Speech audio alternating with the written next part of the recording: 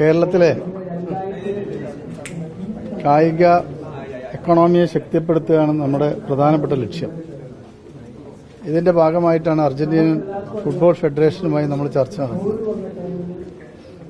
അർജന്റീനൻ football federation കേരളത്തിൽ പുതിയ academy ആരംഭിക്കാൻ സന്നദ്ധത അറിയിച്ചിട്ടുണ്ട്. അതോടൊപ്പം തന്നെ സൗഹൃദ മത്സരത്തിന് അവരെത്താമെന്നും ഏറ്റിട്ടുണ്ട്.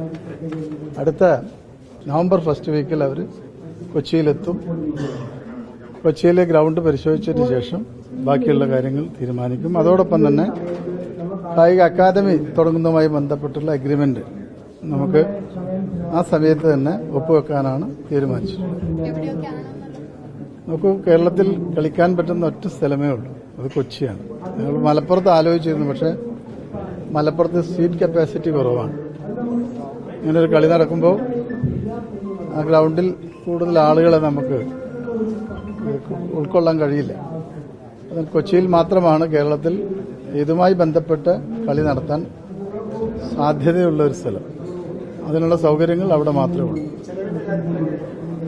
തീർച്ചയായിട്ടും അത് വരാൻ പോകുന്ന കാര്യം, അതേക്കുറിച്ചാണല്ലോ ഈ തവണ വരേണ്ടതായിരുന്നു.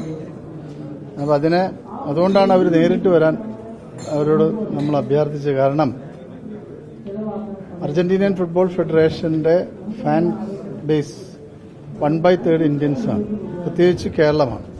അപ്പം അതുകൂടി അവർ കണക്കിലെടുക്കണം. അപ്പോൾ അവർ വന്നാൽ മാത്രമേ അവർക്ക് അതേക്കുറിച്ച് അറിയൂ.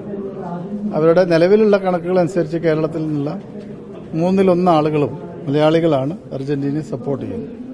അതുകൊണ്ട് തന്നെ ഒരു സന്നദ്ധത പ്രകടിപ്പിക്കാനും ഒരു കാരണം അതായിരിക്കാം. അല്ല, അതുകൊണ്ടാണ് പറയുന്നത് ഒരു ടീമിന്റെ കപ്പാസിറ്റി എന്ന് പറയുന്ന ഒരു ഫാൻ ക്ലബ്ബാണ്. ഇപ്പോൾ പുതിയ കായിക മേഖലയിൽ പുതിയ കണ്ടെത്തലാണ്. അപ്പോൾ അതനുസരിച്ച് നമ്മൾ സംസാരിക്കാം.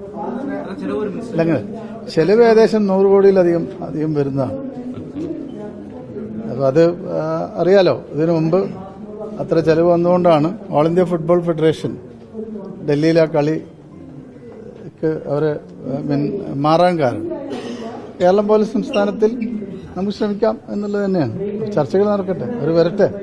വന്നതിന് ശേഷം നമുക്ക് പ്രതീക്ഷയുണ്ട് കളി നടക്കും.